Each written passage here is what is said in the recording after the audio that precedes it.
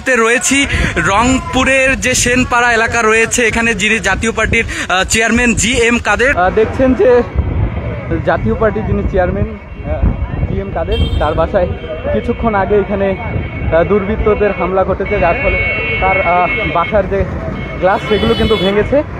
আমরা দেখছি যে জাতীয় পার্টির যারা নেতাকর্মী রয়েছেন তাদের সহ একটা কিন্তু উত্তেজনা এখানে বিরাজ করছে। নিশ্চয়ই আপনারা দেখছেন, আমরা এই মুহূর্তে রয়েছে কিন্তু রংপুর নগরীর যে সেনপাড়া এলাকা রয়েছে এখানে।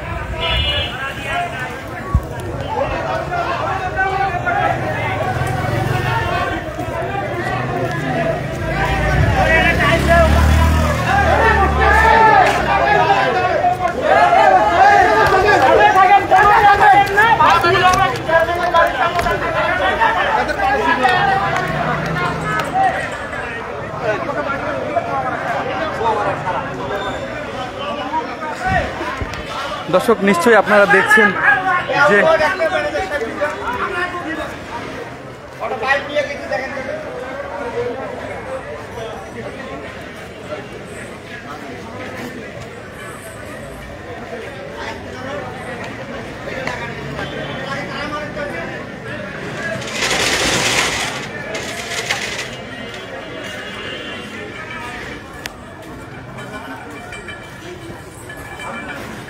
ভাইয়া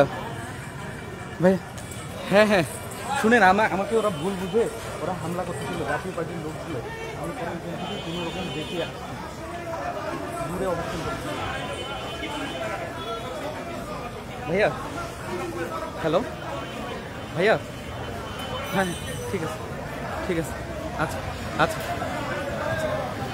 দর্শক আপনাদেরকে দেখানোর চেষ্টা করছিলাম কিছুক্ষণ আগেই, কিন্তু দেখছেন যে একপাশে কিন্তু জাতীয় পার্টির যারা নেতাকর্মী রয়েছেন তারা কিন্তু ইতিমধ্যে এসেছেন এবং তারা এখানে অবস্থান করছেন, এবং অন্য পাশে যারা আন্দোলনকারী রয়েছে তারা কিন্তু ঠিক তার অপর পাশে অবস্থান করছেন। এবং কিছুক্ষণ আগে আমরা দেখেছি যে এখানে কিন্তু যে একটা ধাওয়া পাল্টা ধাওয়া সেটি কিন্তু হয়েছে, আমরা এমনটি দেখেছি, এবং এখানে কিন্তু জাতীয় পার্টির লোকজন অবস্থান করছেন।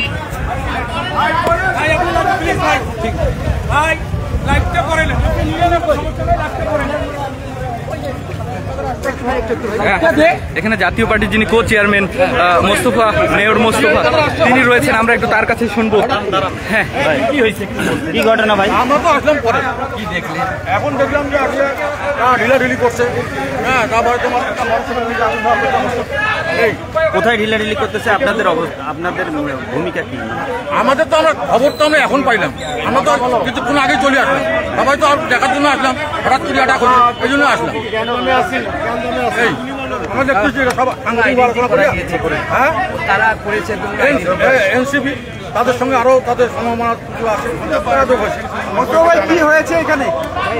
হ্যাঁ কি হয়েছে এখানে? হঠাৎ করে এখানে GM কাদের সাহেব আসছেন, আজকে এক বিয়ের দাওয়াতে যাবেন, সেই দাওয়াতে আসার কথা হয়তো বা ওনারা লিক আউট হয়েছে শুনছে, এই জন্য আতর্কিত এখানে আসে GM কাদের উপর। একটা GM কাদেরকে গ্রেপ্তার করতে হবে, GM কাদের এই সেই এইগুলা এই অবস্থা।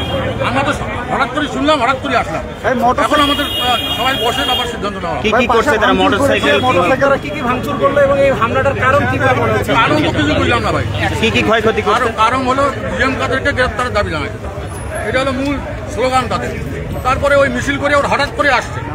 হ্যাঁ, যেমন কালকে তারা হঠাৎ করে মিছিল করছে, আমরা মিছিল করে প্রোগ্রাম শেষ করে চলে যাওয়ার পরে হ্যাঁ এই পরে একটা ওই পাঁচটা ছেলেপেলে যে মিছিল করছে, ওই আজকে হঠাৎ করে তারা ভাই কি পুরাই দিল বললো না। আমি রহমত কাবুল আসলাম, এটা আমি বুঝতে পারবো।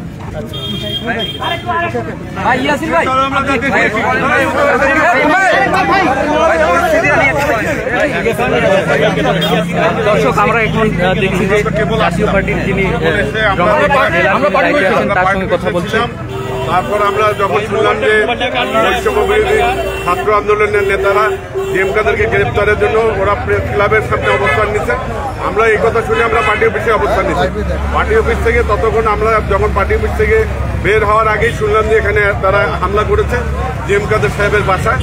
এটা বৈষম্যবিরোধী ছাত্র আন্দোলন এবং এনসিপির লোকজন ছিল, সাথে অন্য রাজনৈতিক দলের লোক ছিল আমরা শুনলাম।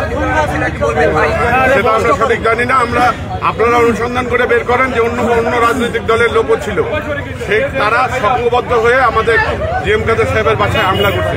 তাহলে আমরা সংঘবদ্ধ, আমরা সুস্থ রাজনীতি করতে চাই। সুস্থ রাজনীতি রংপুরে আমরা আগুন জ্বলা যাবে। রংপুরে আগুনটা জ্বললো, এই আগুন নেভানো যারা জ্বালিয়েছে তারা নেভাতে পারবে না এই আগুন। বাসায় আছে, উনি বাসায় আছেন, আমরা এখনো যাইনি যাবো এখান থেকে বাসায়। এটা তো জানি না, আমরা কেবল তো আমরা তো আপনাদের সামনে আসলাম না, আমরা তো কেবল আপনাদের সামনে আসলাম, আমরা তো কেবল আসলাম সেটা আমরা দেখি, আমরা দেখে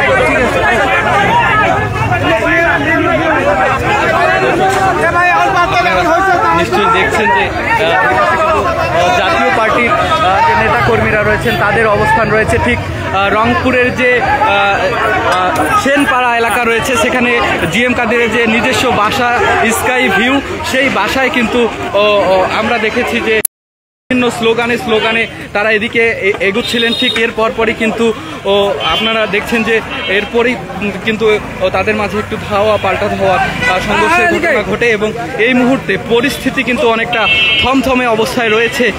নিশ্চয়ই